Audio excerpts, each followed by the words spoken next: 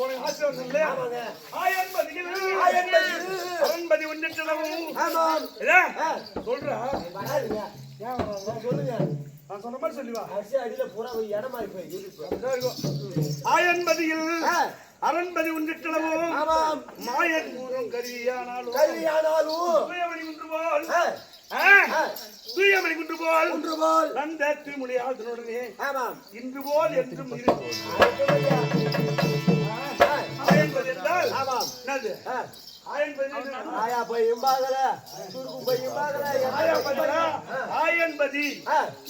ஆயன்னா யாரு பிரம்மதேவன்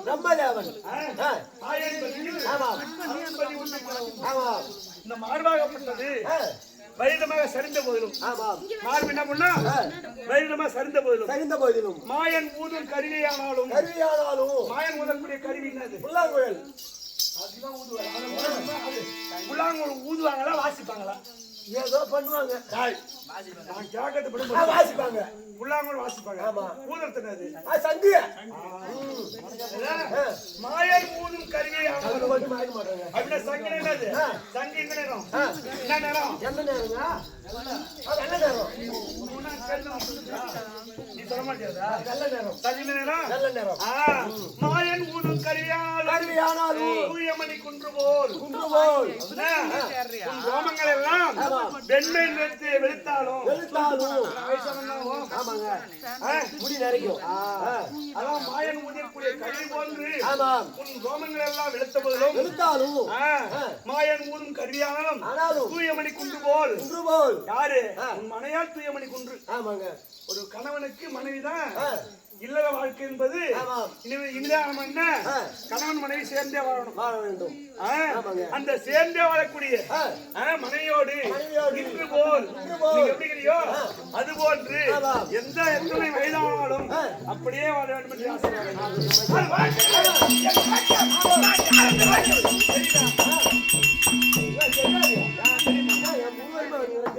என்ன தெரியுது எனக்கு தெரியாது எடிப்பட்டு சீனு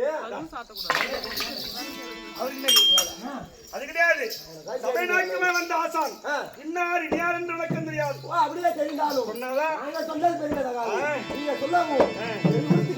அதானே சபை என்றால் கற்பகம் போன்ற சபை 4 பேர் அமர்ந்தால் சபைதான் 4000 பேர் அமர்ந்தால் சபைதான் 4 பேர் இருந்தாலும் சபைதான் அந்த சபையிலே வந்திருக்கக்கூடிய ஆள் இன்னார் என்று தெரியாது அப்படியே தெரிந்தாலும் சொன்னால் என்னோட காரணமா இருக்கு மந்திரி என்றால் மத்திய மந்திரி புத்தி மந்திரி ஆலோசனை மந்திரி தத்துவ மந்திரி இப்படி பல மந்திரில ஒரு ஆள் நீ நான் வந்திருப்பது நான் தெரிந்தாலும் நான் சொல்லவும் செவிடுத்து கேட்கவும் அறியாமலே மந்திரிக்கு மந்திரியாக நீ வாழ்ந்து வருகிறேன் வான் நோக்கி வாழும் வையகமெல்லாம்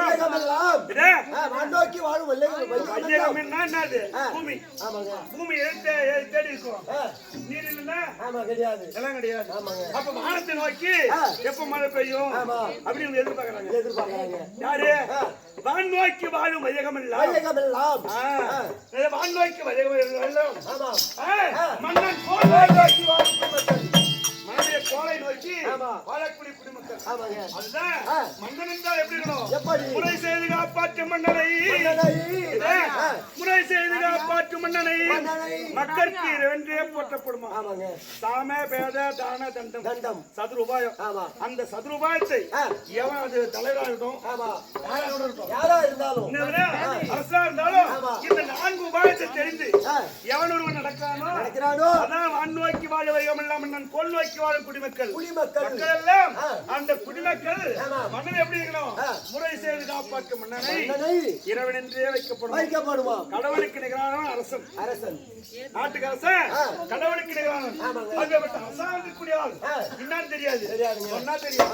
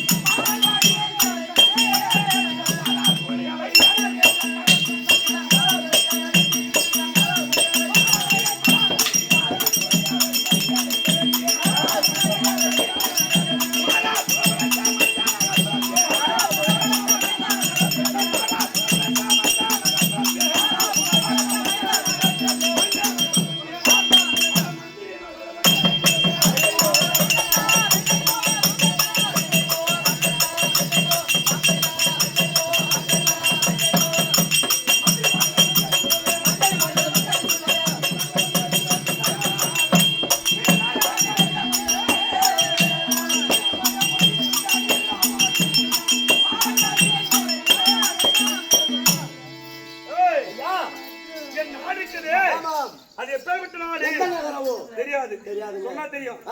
அவனி 86 தேசங்கள் ஈழம், பாண்டியம், யாழ்ப்பாணம், சேலம், மங்கம், கலிங்கம், காஷ்மீரம், பல்லாதேசம், பப்பரதேசம், ஒட்டநாதேசம் சொல்லக்கூடிய அவனி 86 தேசத்தில் என் நாடு தெரியுமா? என்ன நாடுங்க? மகத தேசம். மகத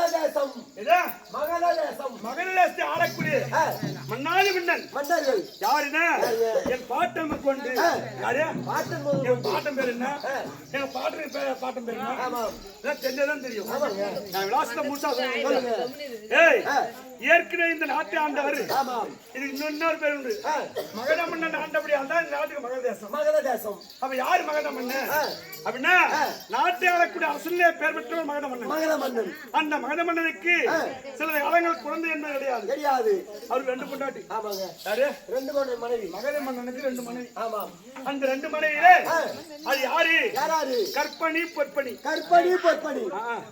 அந்த கற்பணி பொற்பணி 2 பேருக்கும் குழந்தை இல்லாத காலத்தால் சண்டை கவிசிகா மாமுனிவர்.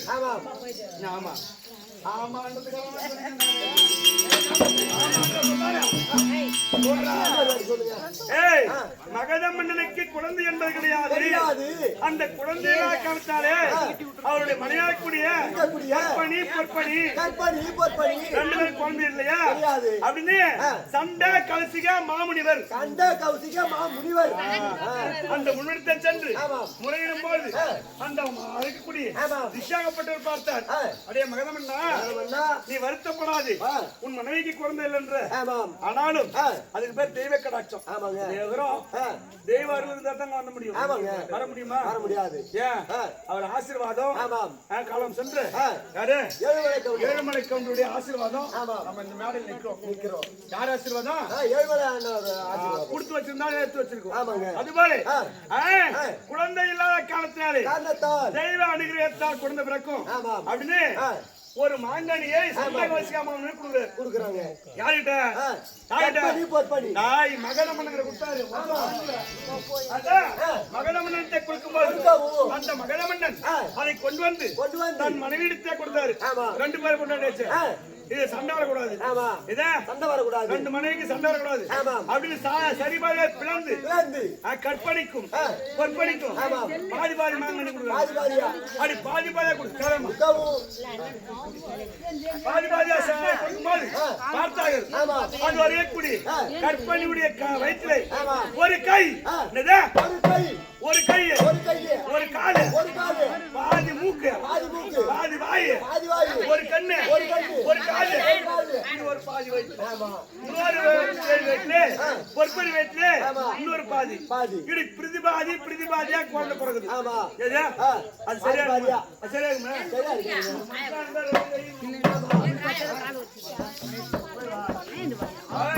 2 கை இருக்கணும், 2 கால் இருக்கணும். ஆனா ஒரு தாய் வயிற்று ஒரு கை ஒரு காலு, பாதி மூக்கு பாதி வாய், ஒரு கண்ணுக்கு ஒரு காலு, எல்லாம் பாதி.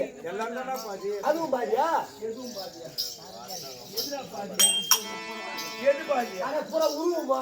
ஆமாண்டா, கை பாதி. எப்படி அந்த மாங்கனி பிளந்து கொடுத்தாங்களோ அது போல பாதியா குழந்தை பிறகுது. இங்க வர இங்க இருந்து இடமாத்தி போடுறதுக்கு அம்மா காமரா பண்ணுவாங்கடா. கணக்குல நான் ஏதோ பண்ணிடுவேன். ஆட்சி மாசம் போட்டா பெரிய விஷயம். ஆமாங்க, ஆட்சி மாசம் மம்பேர் பாரு, அதே பெரிய விஷயம். அதை விட பெரிய விஷயம் இல்லை இது. அதனால வேண்டி இந்த பாதியா பிறந்த பாரு இந்த குழந்தை கொண்டு சென்று இது அரசுக்குரிய குழந்தைகளுடைய உயிரில்லா குழந்தை. ஆமாங்க, குழந்தை உயிர் இல்ல எடுத்து போய் ஆட்டை போட்டாங்க. ஆட்டை போட பிறகு அந்த கானகத்துக்கு அரசனாகக்கூடிய யாரு ஆட்சி புரிந்து வரக்கூடிய மகத இருக்கக்கூடிய யாரு? சரதேவி அம்மன். அந்த சரதேவி அம்மன் பார்த்தது அந்த குழந்தை ரெண்டும் கடந்துருச்சு. அதை பார்த்தா நரவாழ வீசுது.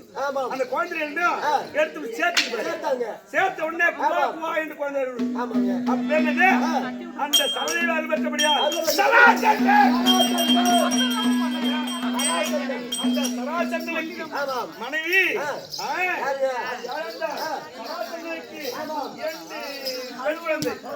ஆமாண்டா 2 பொண்ணு ஒரு ஆணு.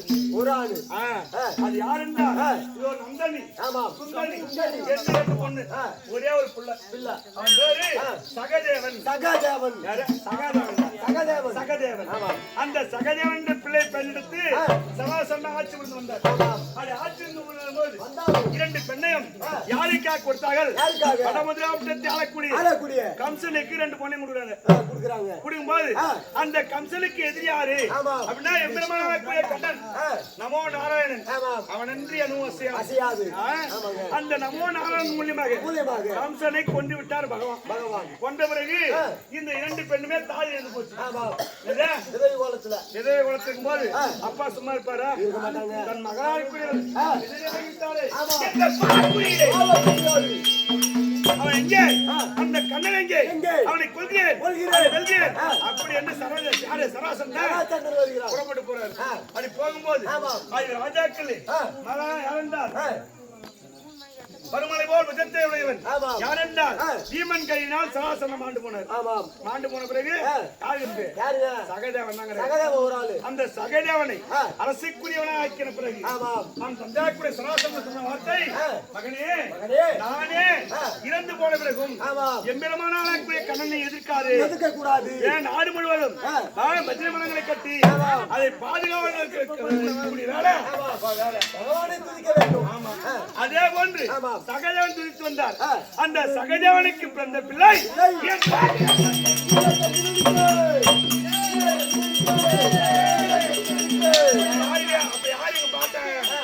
பாட்டு யாரு? சராசன் பாட்டு யாரு? சராசன் அப்பா யாரு? மகதமன்னன். நான் 3 தலைமுறை சொல்லுவேன். 3 தலைமுறை ஒரு பிள்ளையா பிறந்தா 3 தலைமுறை தெரியணும். உங்க அப்பா பேர் அப்பா பேர் உங்க அப்பாவுக்கு அப்பா பேர் என்னது? அவங்க அப்பா பேர் என்னது? எழுத்து கேட்டாதான் தெரியும். காரியம் பண்றாங்க கேட்பாங்க. அப்பா பேர் என்னன்னு கேட்பாங்க. நீ சொல்லுவேன். அதுக்கு அப்பா பேர் என்னன்னு கேட்பாங்க. சொல்லுவேன். அதுக்கு அப்பா பேர் என்ன சொல்லுவியா? நான் எங்க சொல்றது? தெரிஞ்சுக்கணும். பெரியவங்கிட்ட கூட்டி தெரிஞ்சுக்கணும். அதுபோல இந்த 3 தலைமுறையை தெரிந்து கொண்டிருந்தாலும் நான் இப்போது வந்த நோக்கம் தெரியாது.